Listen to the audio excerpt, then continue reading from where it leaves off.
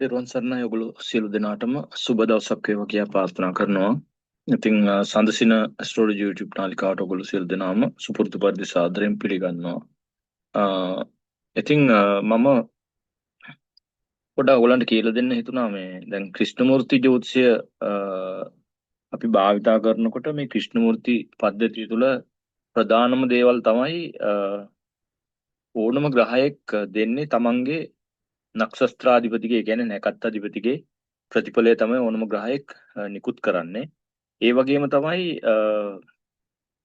ඕනම භාවයක සිට කියන්නේ අපි ඕනම භාවයක සිට බලනකොට එයින් 12 වෙනි භාවයේ ඵලය එම භාවය විසින් එම භාවයට හානි කරනවා 12 වෙනි ඕනම භාවයක 12 වෙනි භාවය අදාළ භාවයට හානියක් කරනවා. ඒ කියන්නේ අපි දැන් පළවෙනි භාවය ගත්තොත් පළවෙනි භාවයේ සුබ ඵලයට හානි කරන්නේ 12 වෙනි භාවය. කියන්නේ ඒතර දෙවෙනි භාවයට තුන්වෙනි භාවය කියන්නේ දෙවෙනි භාවයට ලග්නය මෙන්න මේ ආකාරයෙන් මේ 12 වෙනි භාවයේ නිතරම ඉදිරි ඇති භාවයට හානි කරන හැම භාවයකින්ම 12 වෙනි භාවය. ඒ කියන්නේ ඕනම භාවයක් ඔයගොල්ලෝ ගත්තොත් එහෙම ඒ භාවයෙන් 12 වෙනි භාවයේම අදාළ භාවයට හානි කරනවා අනිවාර්යයෙන්ම. ඒ වගේම තමයි දැන් මේක සරලවම ඔයගොල්ලන්ට කිව්වොත් දැන් ඕනම භාවයක් තමන්ගේ ඉස්සරහා රාශියට තියෙන ඵලයට හානි කරනවා. ඕනම භාවයක් තමන්ගේ ඉදිරි රාශියට ඒ කියන්නේ දැන් අපි බලමුකෝ දැන් ලග්නය හානි කරන දැන් පළවෙනි භාවය හානි කරන්නේ දෙවෙනි භාවයට. එතකොට ජන්මි අපි කියමුකෝ දැන්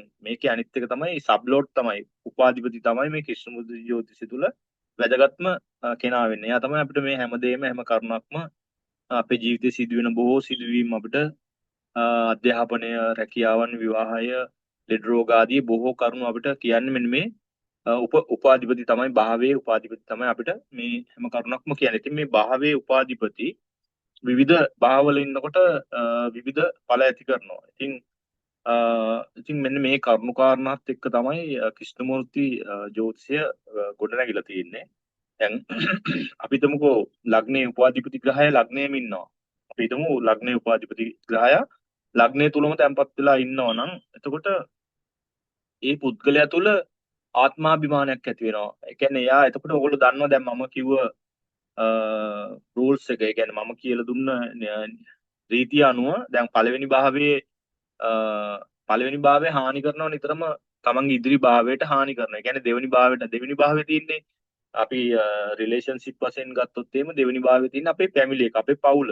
එහෙනම් කණ්ඩායමක් වශයෙන් එකට වැඩ කරන එකත් දෙවෙනි භාවය තුලින් කියවෙනවා. එහෙනම් මේ ලග්නේ පළමු භාවයේ උපාධිපති පළවෙනි භාවය තුල ඉන්නකොට පුද්ගලයා අර සෙල්ෆ් සෙන්ටර් වෙනවා. ඒ කියන්නේ එයාම මැදේ කරගන්නවා හැම වෙලේම. එයා මම කියන වචනේ තමයි හැම වෙලේම භාවිතා කරන්නේ. එතකොට එතකොට ඉන්නේ මොකද? එතකොට අර දැන් පළවෙනි භාවයේ ඉදිරියෙන් තියෙන්නේ දෙවෙනි භාවය. එතකොට දෙවෙනි භාවයට හානියක් කරනවා මෙයා නිතරම. දෙවෙනි භාවයෙන් කියවෙන්නේ කණ්ඩායමක් වශයෙන් එකට වැඩ කරන එක තමන්ගේ පවුලේ අය.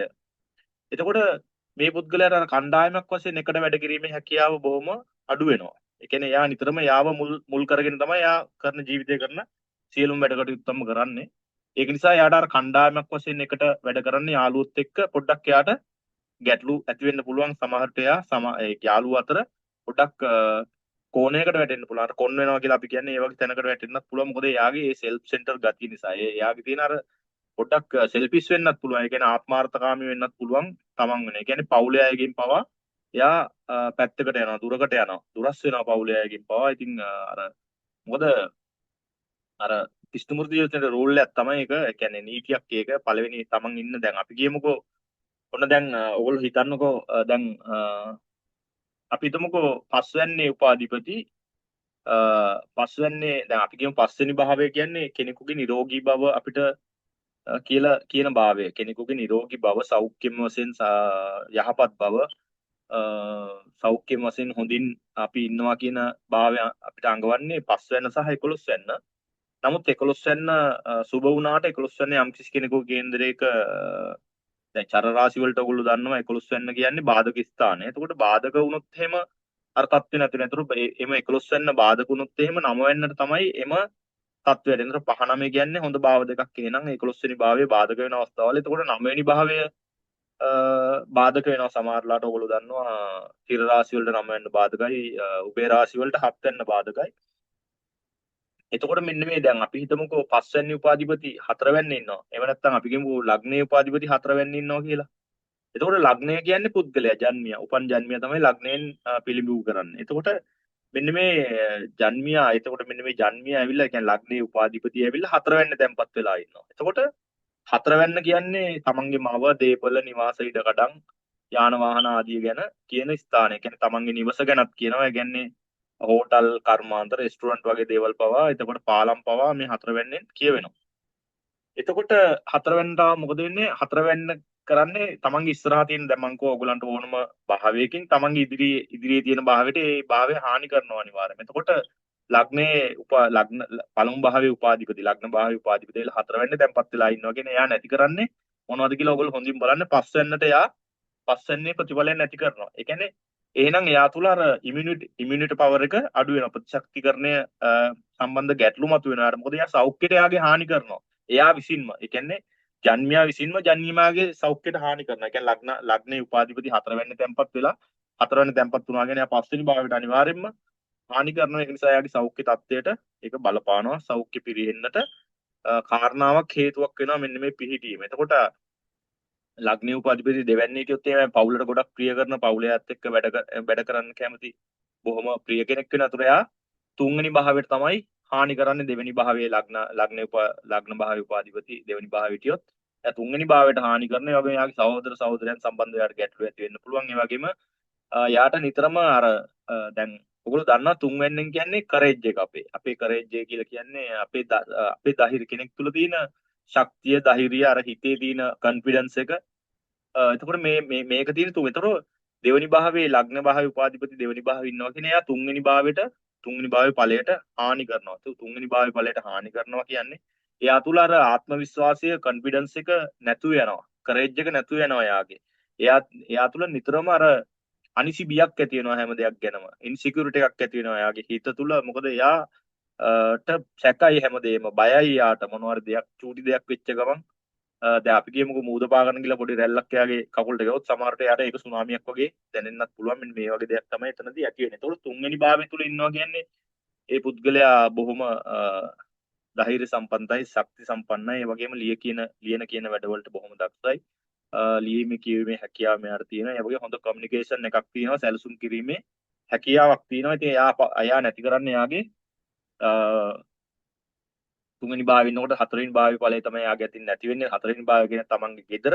ගෙදරින් බොහෝ දුරට පිට වෙලා ඉන්න කෙනෙක් පිට වෙන්න පුළුවන් කාල සීමාවල් එක්ක. ඒවා ඉතින් මෙහෙම ගෙදරින් පිට වෙනවා කියුවට ඒක හැම වෙලේම සිද්ධ වෙන දෙයක් නෙමෙයි. දැන් අපි රෝවල් ගත වෙනවා කියුවට හැමදාම රෝවල් ගත වෙන්නේ ડોක්ටර්ස්ලා. ඒ කියන්නේ රෝවල් ගතවල වැඩ කරන සේවකයෝ තමයි හැමදාම රෝවල් ගත වෙන්නේ. එතකොට සාමාන්‍ය කෙනෙක්ගේ ජීවිතය ගත්තොත් එහෙනම් අපි කියනවා මාවට රෝවල් ගත වීම තියෙනකොට හැමදාම රෝවල් ගත වීම සිදු වෙන්නේ නැහැ සාමාන්‍ය අපේ ජීවිතවල.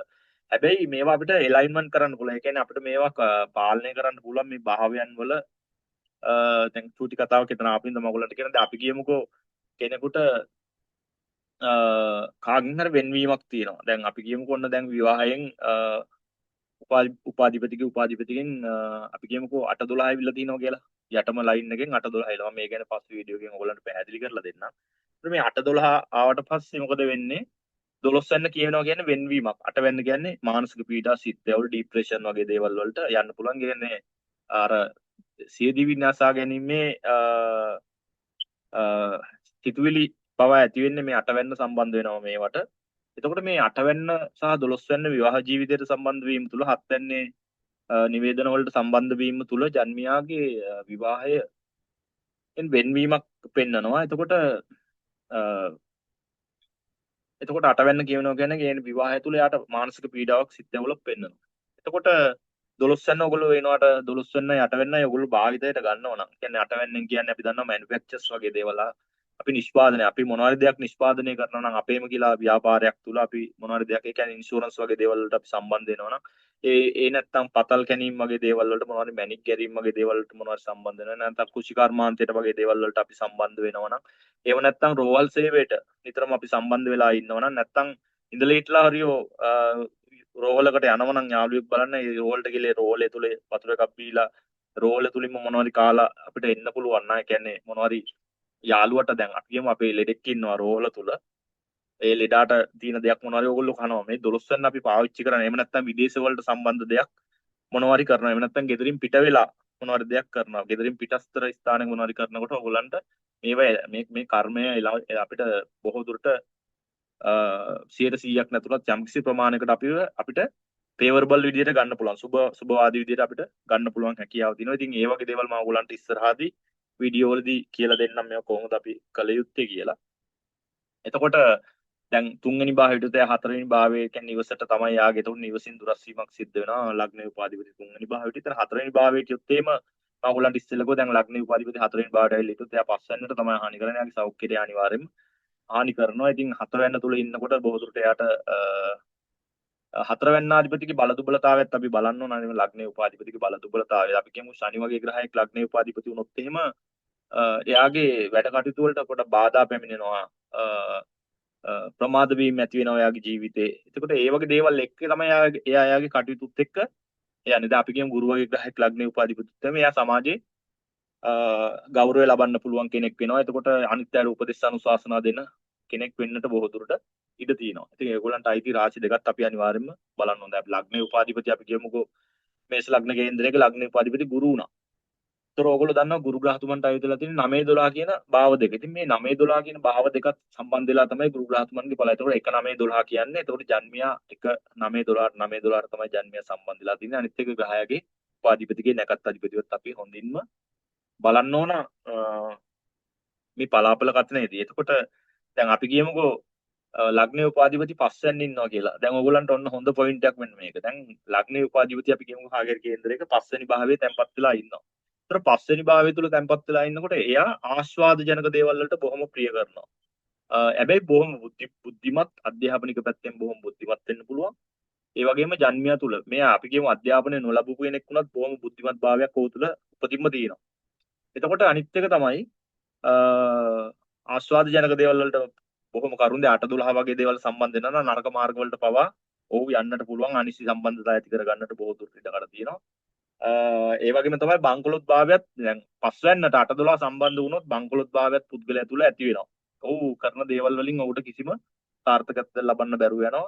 ඒ වගේ තමයි පස්වෙනි භාවය තුළ ඉන්න පුද්ගලයා බොහොම සෞඛ්‍ය සම්පන්නයි. ඔයගොල්ලෝ දන්නවා දැන් මම ඕගොල්ලන්ට ඉස්සෙල්ලා කිව්වා පස්වෙනි භාවය තුල ඉන්න ග්‍රහයා දැන් පස්වෙනි භාවය කියන්නේ හයවෙනි භාවයේ ඵලය නැති කරනවා. ඒතර හයවෙනි භාවයේ ඵලය නැති කරනවා කියන්නේ හයවෙනි භාවයෙන් කියවෙන්නේ සතුරු කරදර, රෝග පීඩා ආදිය ගැන. එතකොට පස්වෙනි භාවයේ දට අර දැන් හයවෙනි භාවය තුල අපේ මෙහෙ අපිත් එක්ක වැඩ කරන අය ඉන්නවා. අපේ සේවකයෝ ඉන්නවා. ඒ වගේම තමයි අර අපේ මාමලා ඉන්නවා මේ වගේ. එතකොට මේ තැන්වලත් දැන් පස්වෙනි උපාධිපති ලග්න උපාධිපති පස්සනට ඇවිල්ලා ඉන්නවා කියන්නේ ඒගොල්ලන්ට සමහරට වැඩ කරන අයත් එක්ක එකට වැඩ කරගන්න බැරි ගතියක් තියෙන්න පුළුවන්. සේවකෙත් එක්ක එයාට සේවකයන්ගෙන් වැඩ ගැනීමේ හැකියාව නැහැ පුද්ගලයාට. මොකද එයා සේවකෙත් එක්ක නිතරම අනිසි විදිහට වැඩ ගන්න කියලා ගැටලු ඇති කරගන්න වෙන්න පුළුවන්. දැන් ඕගොල්ලෝ දන්නවා අපි කියමු ලග්න උපාධිපති 6 වෙනි හිටියොත් එහෙම 7 වෙනිට තමයි 6 වෙනි උපාධිපතිගෙන් කියන්නේ ඔව් අනිවාර්යයෙන්ම ඕනම භාවයක් තමන්ගේ ඉදිරි භාවයට හානි කරනවා. ඒක තමයි ක්ෂිෂ්ඨමූර්ති පද්ධතිය තුළ ප්‍රධාන දේ. කියන්නේ අර දැන් අපි 7 වෙන්න ගත්තොත් 7න් 12 6 වෙන්න. 7න් 12 කියන්නේ 7න් 12 වෙන්න 6 වෙන්න 7 වෙන්නට බාධා වෙනවා විවාහයට. දැන් අපි කියමුකෝ මෙන්න මේ දැන් අපි නිකන් හිතමුකෝ දැන් මේ කතාවෙන් පොඩ්ඩක් බැහැර වෙනවා මම. අපි තුමු 7 වෙනි උපාධිපති 6 වෙනි ඉන්නවා. 7 වෙනි භාවයේ උපාධිපති 6 වෙනි තැන්පත් වෙලා හිටියොත් එimhe මේ පුද්ගලයාට විවාහයක් කරගැනීමේ තියෙන උමනාව නැති වෙනවා. ඇයි? නැති වෙන්න පුළුවන්. මොකද 6 වෙන්න නැති කරන්නේ 7 වෙනි ඵලය. ඒ කියන්නේ ඔහුට විවාහයක් කරගැනීමේ උමනාවක් නැති වෙන්නත් පුළුවන්. ඔහු විවාහයක් වුණොත් ඔහුට නීතිමය ගැටලු බොහෝ දුරට ඇති වෙන්නත් ඉඩ තියෙනවා. ඉතින් මේවටත් වැඩ කටයුතු අපිට කරන්නට පුළුවන්. මේවා බොහෝ දුරට කරන්නට හැකියාව තියෙනවා. එතකොට 6 වෙන්න තුල හිටියොත් ඔහු අර ඔහුගේ සේවකයන්ට බොහොම ප්‍රිය කරනවා. ඒ කියන්නේ ඔහු නිතරම හිතන්නේ ඔහුත් සේවකයෙක් කියලා තමයි ඔහු නිතරම ඉතින් ලග්න උපාධිපති 6 වෙන්නේට ඔහුත් හිතන්නේ ඔහු සේවකයෙක් කියලා තමයි ඔහු හිතන්නේ. අනිත් අයට සලකන්න ඔහු බොහොම ප්‍රියයි. අනිත් අයත් එක්ක නිතරම කාලය ගත කරන්න ඔහු ප්‍රියයි. තමන්ගේ සේවකයන් එක්ක විශේෂයෙන් සේවකයන්ට හොඳට සලකන කෙනෙක් වෙනවා. ඉතින් විවාහ ජීවිතේට එච්චර සුබ පීඩීමක් තිබි ලග්නේ උපාධිපති 6 වෙන්න ඉන්නවා කියන්නේ ඒ වගේ තමයි අපේ ඉමුනිටි පවර් එක අපි තුල තියෙන ප්‍රතිශක්තිකරණයේ ගැටලු මතුවෙන්න පුළුවන් ජන්මියාගේ ලෙඩ රෝග වල විවිධ ආසාදන වලට මුහුණ පාන්නට හැකියාව තියෙනවා ලග්නේ උපාධිපති 6 වෙන්න. මේවා ඉතින් දැන් ලග්නේ උපාධිපතිගේ නැකත් අධිපතිත් අරගෙන නැකත් අධිපතිගේ ප්ලේස්මන්ට් එකත් අපි බලන්න ඕන. දැන් ඕනම භාවයක උපාධිපති කියන්නේ සෝස් එක. ඒ කියන්නේ මූලාශ්‍රය කාරණාව. දැන් අපි හත්වෙනි භාවයෙන් කියන්නේ විවාහන හත්වෙනි භාවයේ උපාධිපති අපිට කියන්නේ විවාහය. ඉතින් ස්ක්‍රිප්ට් එකක් කියලා එකක් තියෙනවා. ස්ක්‍රිප්ට් එක කියන්නේ ඕනම භාවයක උපාධිපති උපාධිපති කියන ගත්තතිපති සහ උපාධිපතිගේ උපාධිපති කියන මම මේවා ගැන ඔයගලන්ට ඉදිරියේදී වීඩියෝකින් පැහැදිලි කරලා දෙන්න උත්සාහ කරන්නම්. එතකොට ලග්නේ උපාධිපති 7 වෙනි කියොත් එහෙම තමන්ගේ බිරිඳට බොහොම ප්‍රිය කරන ආදරය කරන කෙනෙක් තමන් එක්ක ඇසුරු කරන අය තමන් එක්ක ව්‍යාපාරයක් කරන කෙනෙක් තමන්ගේ සේවාදායකත්වයට එක්ක බොහොම කුළුපංගව ඇසුරු කරන කෙනෙක් තමයි මේ 7 වෙනි භාවය කියන්නේ. ඉතින් විවාහයෙන් පසු ඔහුට බොහෝ දුරට දියුණුව ඇති වෙන්නත් පුළුවන්. විවාහයේ පාර්ශවයෙන් ඔහුට දියුණුව ලැබෙන්නත් පුළුවන්. එතකොට ඔහු නැති කරන්නේ 8 වෙනි ඵලය. ඉතින් 7 වෙනි දැන් අපි කියමුකෝ ලග්නේ උපාධිපති 7 වෙනි භාවයට ඇවිල්ලා තැන්පත් වුණොත් ඔහු නැති කරන්නේ ඉස්සරහට තියෙන ඵලයනේ නැති කරන්නේ. තමන්ගේ ඉදිරි රාශියේ ඵලය නැති. ඒ කියන්නේ 8 වෙනි භාවයේ ඵලය නැති කරන. 8 වෙනි භාවය කියන්නේ අන්සතු ධනය. එතකොට මේ අන්සතු ධනයට තමයි මෙයා පාර ගන්න. එතකොට ඔහුට සමහරට දෑවැද්දක්වත් නොලැබෙන්නට පුළුවන් බොහෝ දුරට ලග්නේ උපාධිපති 7 වෙනිට තැන්පත් වෙලා ඉන්නවනම් බොහෝ දුරට දෑවැද්දක් ඒම නොලැබෙන්න පුළුවන්. හැබැයි බිරිඳගෙන් ලැබීම උට පසු කාලීනව විවාහයෙන් පසුව බිරිඳගේ හරහා උට යම්කිසි ලැබීම් ලැබෙන්නට ඉඩකඩ තියෙනවා. පළමු කාලය තුල දැන් අපි කියමුකෝ 7 5 12 වගේ දැන් 7 වෙනි 5ටයි 12ටයි සම්බන්ධ වුණොත් ඒගොල්ලෝ ගෙදර අවසර නැතුව දෙමව්පියන්ගේ අවසර ආශිර්වාදේ නැතුව පැනලා ගිහිල්ලා වගේ විවාහයක් ඇති කරගන්නත් පුළුවන්. ඉතින් අපි මේවා ගැන ඉස්සරහට ඔයගලන්ට පැහැදිලිව එකින් එක කියලා දෙන්න. ඉතින් කවුරු හරි දැන් ලග්නේ උපාධිපති 8 වෙනිට තැන්පත් වුණොත් ඉතින් ඒක මාරකානුතුරු සම්බන්ධව පොඩ්ඩක් ජන්මියාට බලපාන්න පුළුවන්. ඉතින් ඒවා හැමදාම වෙනව කියලා එකක් නැහැ. දැන් මෙතන විශේෂයෙන්ම කතාවක් තියෙනවා. දැන් අපි කියමු මේෂ ලග්නයක් වුණොත් එහෙම ලග්නේ උපාධිපති කුජ වෙලා කුජ 8 වෙනි හිටියොත් එහෙම. ඒතර කුජගෙන් එකාට කියනවා ඒක ජන්මයට එච්චර හොඳ පීඩිමක් නෙමෙයි. ඉතින් අහිතකර පීඩිමක් අනුතුරු මාර්ග වලට මුණ පාන්නට බොහෝ දුරට ඉඩකඩ තියෙනවා. ඉතින් 8 වෙන්නේ ඉන්නකොට 8 වෙන්නාධිපති දැන් ලග්නේ උපාධිපති 8 වෙන්නේ ඉන්නකොට 9 වෙනි භාවයට තමයි ඵලය හානි කරන්නේ නැති කරන්නේ. එතකොට 9 වෙන්නේ තමන්ගේ ලක්කයකට තමයි ලග්නාධිපති 8 වෙනි ඉඳගෙන ඒ කියන්නේ මානසික පීඩා සිත්යවුල් ડિප්‍රෙෂන් වගේ දේවල් එයාට. ඉතින් මේ 8 වෙනි භාවය යූස් කරලා යම් කිසි දෙයක් කරනවා නම් ඒ කියන්නේ গুপ্ত ශාස්ත්‍ර සම්බන්ධ වැඩ කටයුතු වලට ඒක මොයි කන්සල්ටේෂන් වගේ දේවල් වලට එහෙම නැත්නම් කුෂිකර්මාන්ත වැඩ වලට පතල් කැනීම් ඔය භූවිද්‍යා දේවල් එහෙම නැත්නම් ඉන්ෂුරන්ස් වගේ මොනවාරි ජොබ් එකකට මෙයා යොමු වෙලා මෙන්න මේ 8 වෙනි භාවයේ යූස් වෙන දෙයක් පාවිච්චි වෙන දෙයක් මෙයා කරනවා නම් ඒ බොහෝ දුරට ඒ ගැටලු මගවර ගැනීමේ හැකියාවක් තියෙනවා. ඊට පස්සේ 9 වෙනි භාවයේ නිකන් හරි ආවොත් එහෙම 9 වෙනි භාවය කියන්නේ 10 වෙනි ඵලයට තමයි හානි කරන්නේ. ඒ කියන්නේ තමන්ගේ රැකිරක්ෂා කටයුතු වලට හානි කරනවා. හැබැයි 9 වෙනි භාවය කියන්නේ ඊටම සුබ භාවයක් ආගමික කටයුතු වලට තමන්ගේ පියාට බොහොම ප්‍රිය කරන කෙනෙක්. පියාගෙන් මෙයාට සහයෝගයක් බොහෝ දුරට නොලැබෙන්න පුළුවන්. නමුත් පියාට ඔහු ආදරෙයි. ඒ වගේම තමයි 9 වෙනි භාවය කියන්නේ 10 වෙනි භාවයේ ඵලය හානි කරනවා. මේ 10 වෙනි භාවය කියන්නේ ඉතින් අපේ වෘත්තීය රැකියාව ඉතින් කාලයක් යනකොට තමයි ඒවා බලපාන්නේ. ජන්මියට නැත්තම් ලග්නාධිපති 9 වෙනි ඉන්නවා කියන්නේ ලග්න උපාධිපති 9 වෙනි ඉන්නවා කියන්නේ ඉතින් අධ්‍යාපන කටයුතු වලට බොහොම හොඳ පීඩීමක්. නමුත් 10 වෙනින් කියවෙන අර ජන්මියාට බලාපොරොත්තු වෙන ටාගට් එකට එකපාරටම යන්න බැරි ගතිය. මොකද 10 වෙනි කියන්නේ ටිකක් ඕනම දෙයක් පුලුල් කරනවා. එක්ස්පෑන්ඩ් කරනවා. මේ කියන්නේ එතකොට මේ මෙහෙම අර පුලුල් කරනකොට 9 වෙන්න කියන්නේ අධ්‍යාපනය නම් එතන තමන්ගේ අර පුලුල් වියවුට බොහොම අමාරුවෙන් තමයි ඉස්සරහට ගමන යන්න වෙන්නේ. අනිත් එක තමයි ලග්න භාවයේ සිට අංශක 90ක් දකුණු පැත්තට 10 වෙනි රාශිය කියන අංශක 90 එච්චර හොඳ නැහැ. ඉතින් 4 වෙනි රාශියත් ඒ වගේ තමයි. 4 වෙනි රාශිය තරමක් වැඩි. ඒ වුණාට 10 වෙනි භාවයේ ටිකක් ඒ අර අසුභවාදී ගතිය ටිකක් අඩුයි. ඊට පස්සේ 10 වෙනි භාවයේ තැන්පත් වුණොත් එහෙම තමන්ගේ ලැබීම් වලට තමයි හානි වෙන්නේ. එතකොට ඔව් තමන්ගේ මිතුරු සමාජයට ඒ කියන්නේ 10 වෙන්න කියන්නේ රැකියාව වෘත්තිය. මේ වෘත්තිය තුලින් ජන්මියා ලබන සමාජය තුල ලබන తত্ত্বය. එතකොට අපි දැන් දේශපාලනයක් 10 වෙන්න තුල පෙන්නනවා. 10 වෙන්න කියන්නේ අපේ කීර්තිය, අපි ලබන නම්බුනාම උසස් වීම ආදී 10 වෙන්නෙන් තමයි පෙන්වන්නේ. එතකොට 10 වෙන්නේ ලග්නේ උපාධිපති 10 වෙන්නේ ඉන්නකොට ඉතින් පුද්ගලයා බොහෝ දුරට නිහතමානී වෙනවා නම් බොහොම හොඳයි. තමන් අනිවාර්යයෙන්ම දවසක උසස් වීම වලට ඒ වගේ තැන් වලට යනකොට අර මුලාමදක් කරන ගතියක් ඇති කරගන්න නැත්නම් හොඳයි. ඉතින් මෙහෙම වෙන්න පුළුවන් බොහෝ දුරට. මොකද දන්නවද? එහෙම වෙන්නේ ඔව් 10 වෙන්නේ ලග්නේ උපාධිපති 10 වෙන්නේ ඉන්නවා 11 වෙනි භාවයට තමයි ඔව් හානි කරන්නේ. 11 වෙනි භාවයෙන් කියන්නේ තමන්ගේ මිතුරන් ඒ වගේම සොසයිටි එක අපි සමාජය අපි මේ සමාජ ජාලය සහ මිතුරන් ගැන තමයි අපි ලැබීම් වලට නම් හානියක් වෙන්නේ නැහැ. මේ නමුත් අර මිතුරන් සම්බන්ධව ගැටලු ඇතිවෙනවා. ඒක මිතුරන් මෙයාව මෙයාගේ අර තියෙන අර උසස් වීම සමග මෙයා ලබන තත්ත්වයක් සමග සමහරට උට වැඩි අධික නිසා වූ මිතුරන් එක්ක වැඩි ඉස්සරමින් ඒ කියන්නේ කලින් වගේ ඇසුරු නොකරන වෙනද යනමුත් යාළුවන්ට ඒක දැනෙන්නේ මේ මෙයා යාළුව තැනකට ආවට පස්සේ අපිව සලකන්නේ අපි ගැන බලන්නේ නැහැ කියන වගේ හැඟීමක් ඇති වෙලා යාළුවා අතරින් උට යම්කිසි දුරස් වීමක් ඇති වෙන්න පුළුවන් බොහෝ දුරට. එතකොට ලග්නේ උපාධිපති 11 වෙනින් ඉන්නවා කියන්නේ බොහොම හොඳ පීඩීමක්. ඒ කියන්නේ ලැබීම් ඇති වෙනවා. තව දෙයක් තියෙනවා. එතකොට ඔයගොල්ලෝ බලන්න ඕන මම මේ හැමදේම කියපු දේවල් හොඳම මේ වීඩියෝ එක ඔයගොල්ලෝ බලන්න හොඳයි. එතකොට 11 වෙන්න කියන්නේ අපේ ලැබීම් අපිට ලැබෙන තැන. ඒ කියන්නේ රැකියාව තුලින් අපි ලබන චේතනය සහ අපිට ලැබෙන ලැබීම් ගැන තමයි මේ 11 වෙනි භාවයෙන් කියන්නේ. එතකොට ඔයගොල්ලෝ දන්න 11 වෙනි භාවයේ ලග්නේ උපාධිපති 11 වෙනි භාවයට මේ 11 වෙනි අධිපති මොන භාවයේ ඵලයේද නැති කරන්නේ 12 වෙනි භාවයේ ඵලය තමයි නැති කරන්නේ. මොකද ඕනම භාවයේ තමන්ගේ ඉස්සරහා රාශියේ ඵලය නැති කරනවා. එහෙනම් 12 වෙනි භාවයේ ඵලය නැති කරනවා කියන්නේ වියදම් තමයි නැති වෙන්නේ. එහෙනම් ලග්නේ උපාධිපති 11 වෙනි භාවයේ ඉන්න පුද්ගලයා අනිවාර්යයෙන්ම ලෝභයි. එතකොට 11 වෙන්නේ 12 වෙන්නේ තියෙනවා මේ අපි එක දේවල් පරිත්‍යාග කරන මිනිස්සුන්ට පූජාවල් වලට ඒ කියන්නේ ආගමික දේවල් වලට එහෙම නැත්නම් අපි කියමුකෝ ඔන්න ගෙයක් දොරක් හදාගෙන කවුරුහරි රෝද පුටුවක් ගන්න කාට හරි උදව්වක් කරන්න කවුරු හරි කිව්වොත් ඇවිල්ලා ඉල්ලුවොත් එහෙම ඒවට මුදලක් මොහුට දෙන්න පුළුවන්. මොහු ඒ වගේ දේවල් වලට මොහු ප්‍රියයි කැමතියි. නමුත් අර බොහොම ලෝභයි තමන්ගේ කෙනෙක් සල්ලි ඉල්ලුවොත් මොහු නොදෙන්න පුළුවන්. ලෝකෙට පේන දේවල් වලට මුදල් වීදම් කරන්නට ඔහුට හැකියාවක් තියෙනවා. ඉතින් ඒක නිසා අර 11 වෙනි භාවයේ ලග්න උපාධිපති 11 භාවයේ තැන්පත් වෙලා ඉන්නකොට ඔව් නැති කරන්නේ 12 වෙනි භාවයේ ඵලයේ 12 වෙනි භාවයේ කියන්නේ 12 වෙනි භාවය කියන්නේ වෙන්වීම. එතකොට අපේ වියදම් අධික වියදම් තමයි පෙන්වන්නේ. එතකොට මේක එහෙම පෙන්නනකොට ජන්මියාගේ වියදම් නැතු වෙනවා. ඉතින් ඒක හොඳ බොහොම හොඳ පීටිමක් ජන්මියා ලෝභ කෙනෙක් බවට පත් වෙනවා. ඉතින් 12 වෙනි භාවයේ ඉන්නකොට ජන්මියා නිතරම අර මොක්ෂය දැන් අපි දන්නවා 12 වෙනි භාවය කියන්නේ මොක්ෂ භාවය කියන්නේ බියපෑ හැදම් පාඩු අනම්මනම් තමයි එතනින් ඇති වෙන්නේ. ඉතින් කොහොම කරත් ජන්මියා අර ලග්නේ උපාධිපති 12 වෙනි භාවයේ ජන්මියා අනිවාර්යයෙන්ම අයිසොලේෂන් වලට ප්‍රිය කරන කෙනෙක්. කියන්නේ හුදේකලාවට ප්‍රියයි. එහෙම නැත්නම් අධ්‍යාත්මික භාවනා ආදිය කරන භාවනාවන් වලට බොහොම ප්‍රිය කෙනෙක්.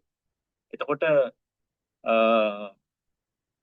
ඔහු බොහොම මිතුරු සමාජයේ බොහොම ප්‍රිය නෑ. එච්චර අර මිතුරන් මිනිස්සු ඉන්න තැන්වල වැඩි ගැවසෙන්න කැමති නෑ. ඔහු කැමති උදකලාවට ඒ වගේ චරිතයක් වෙනවා බොහෝ දුරට 12 වෙනි භාවයේ ලග්නේ උපාධිපති 12 වෙනි භාවයේ ඉන්නවා නම්. ඉතින් මෙන්න මේ ආකාරයට තමයි ක්‍රිෂ්ණමූර්ති පද්ධතිය තුල මේ භාවයක උපාධිපතිව අපි භාවිතා කරන්නේ. එතකොට මේ ඕනම දැන් අපි කියමුකෝ අනිත් ග්‍රහයගේ ස්වභාවයත් අපි හොඳින් බලන්න ඕන.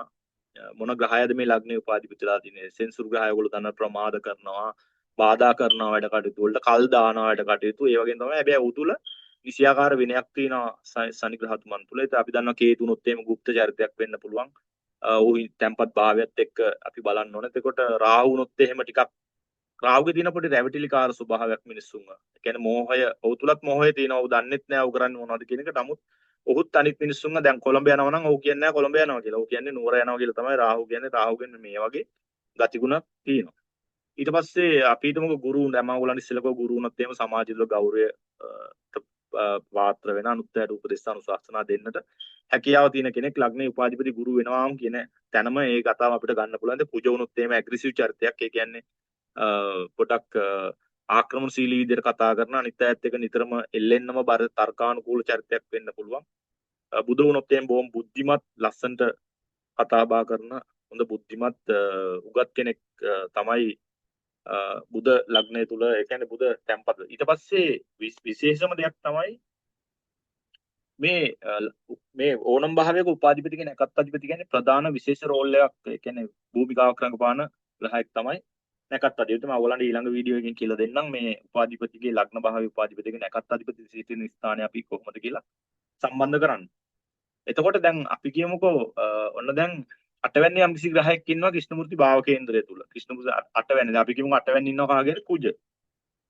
එතකොට බොහෝ දෙනෙකුට සැකයක් තියෙනවානේ මේ කුජ 8 ඉන්න එක හැම කෙනාටම මාර්ග අනුතුරු සිද්ධ වෙන. එහෙම එකක් මම නම් හිතන්නේ එහෙම එකක් සිදු වෙනවා කියලා. මොකද මේකට දැන් අපි හිතමුකෝ ඔන්න දැන් කුජ 8 වෙනි හිටියොත් කුජ 8 වෙනි ඉන්නවා. එතකොට කුජ 8 වෙනි ඉන්නකොට කුජගේ නැකත් වල ග්‍රහයෝ ඉන්නවනම් එතකොට අපි දන්නවා ඕනම ග්‍රහයකගේ ප්‍රතිඵලය දෙන්නේ නැකත් අධිපති කියලා. ග්‍රහය ටැනන්ට් තියෙනවා. මගේ වීඩියෝස් තියෙනවා. ඔයගොල්ලෝ බලන්න ඔය ටැනන්ට් කියන මම දාලා තියෙනවා. ග්‍රහය ටෙනන්ටඩ් අන්ටෙනන්ටඩ් වුණොත් එහෙම ස්ථාන බල සහිත ග්‍රහයෙක් වුණොත් ඒ ග්‍රහය අනිවාර්යයෙන් මේ ග්‍රහයේ ඵල දෙනවා. ඉතින් කුජේ අටේ ඉන්නකොට කුජේ අටෙන් කියන්නේ සාමාන්‍ය අනතුරු, මාරක අනතුරු, රිය අනතුරු, ඒතකොට ශල්‍ය කර්ම වගේ දේවල්. ඉතින් කුජත් ඒවට කාරක නිසා ඒ වගේ දෙයකට කුජ සාමාන්‍යයෙන් අටේ ඉන්නකොට ලග්නේ සාමාන්‍ය උපාධිපති වෙලා වගේ අටේ ඉන්නවනම් ඒක ගොඩක් හොඳ නැහැ. එතකොට එහෙම වෙන්න බොහෝ දුරට ඉඩකඩ තියෙන. එතකොට කුජගේ නැකතක යම්කිසි ග්‍රහයක් ඉන්නවනම් අන්න ඒ ග්‍රහයේ දසාව අපි කියමුකෝ දැන් ඔන්න කුජ අටේ ඉන්නවා. කුජගේ නැකත් අධිපති තමයි සඳු කියන්නේ. ඒකෝට කුජගේ නැකත් අධිපති සඳු වුණාම සඳු දෙන්නේ කුජගේ ප්‍රතිඵල. එහෙනම් කුජගේ සඳුගේ දසාවක් යනකොට අපි කියමුකෝ සඳු ඉන්නවා ඉන්න තැනත් එක්ක තමයි අපි තියෙන්නේ. අපි හිතමුකෝ දැන් කුජගේ නැකත් දැන් කුජ අටේ ඉන්නවා. කුජගේ නැකතක තමයි සඳු ඉන්නේ. එහෙනම් සඳුගේ දසාවක් දැන් ඔපරේට් වෙනකොට සඳුගේ භාවයයි සඳු ඉන්න තැනයි කුජේ ඉන්න තැන ඔක්කොම ඇක්ටිව් වෙනවා. ඊට පස්සේ අපි හිතමුකෝ ඔන්න දැන් කුජ හතරේ ඉන්නවා. දැන් සඳු හතරේ ඉන්නවා. සඳු හතරේ ඉන්නවා. සඳුගේ නැකත් අධිපති කුජ අටේ දැන් සඳුගේ මහ දසාව යනවා. එහෙනම් හතරවැන්න සම්බන්ධව ජන්මියාට පීඩාවල් ඇති වෙන්නට බොහෝ දුරට ඉඩ තියෙනවා. මොකද හතරවැන්නෙන් ඔයගොල්ලෝ දන්නවා යාන වාහන ඉඩකඩම්, ගෙවල් දොරවල්, මව සම්බන්ධව විශේෂයෙන්ම තමන්ගේ නිවස සම්බන්ධව ගැටලු ඇති වෙනවා. අටවැන්න කියන්නේ නඩු හබ වලටත් පැටලෙන්න බොහෝ දුරට උන. එහෙම නැත්නම් අනුතුරකට මාර්ග හතරවැන්න කියන්නේ යාන වාහනක් වෙන්න නිසා අනුතුරකට මාර්ගයකට මැදිහත් වෙන්නත් ජන්මියා පුළුවන්. අපි කියමුකෝ සඳු නිකන් හරි ඔන්න හිටියා සඳු 6 වෙන්න. එතකොට සඳු 6 කියන්නේ කාරණා වෙන්නේ 6 වෙන්න. එහෙනම් ලෙඩ් රෝග. ලෙඩකට රෝගයකට මුහුණ පාන්න පුළුවන්. ඒ ලෙඩ් රෝගේ ක්‍රොනික් ඩිසීස් එකක් දක්වා. ඒ කියන්නේ කල්පවතින රෝගයක් දක්වා, දරුණු රෝගයක් දක්වා පරිවර්තනය වෙන්නට හැකියාව තියෙනවා. මොකද දසාධිපති 6 වෙන්නේ එයාගේ නැකත් අධිපති 8 වෙන්නේ නිසා. ඉතින් මෙන්න මෙහෙම තමයි අපි මේවා කම්පෙයාර් කරන්න ඕනේ. මම ඔයගොල්ලන්ට නැකත් අධිපතිවත් කොහොමද අපි භාවිතා කරන්නේ දෙවනි භාවය ගැන සහ පළමු විභාගයේ උපාධිපතිගේ නැකත් අධිපති ස්ථානත් එක්ක අපි ගලපලා ඊළඟ වීඩියෝ එකෙන් මම ඔයගොල්ලන්ට කියලා දෙන්නම්. එනම් පුංචි තවත් පුංචි වීඩියෝ එකක් ඔයගොල්ලන්ට ගෙනාවේ සුබම සුබ දවසක් වෙන්න කියලා ප්‍රාර්ථනා කරනවා. ජයන් ජය වේවා. තෙරුවන් සරණයි. මම ජෝතිෂ්‍යවේදී සමත්ත ප්‍රනාන්දු.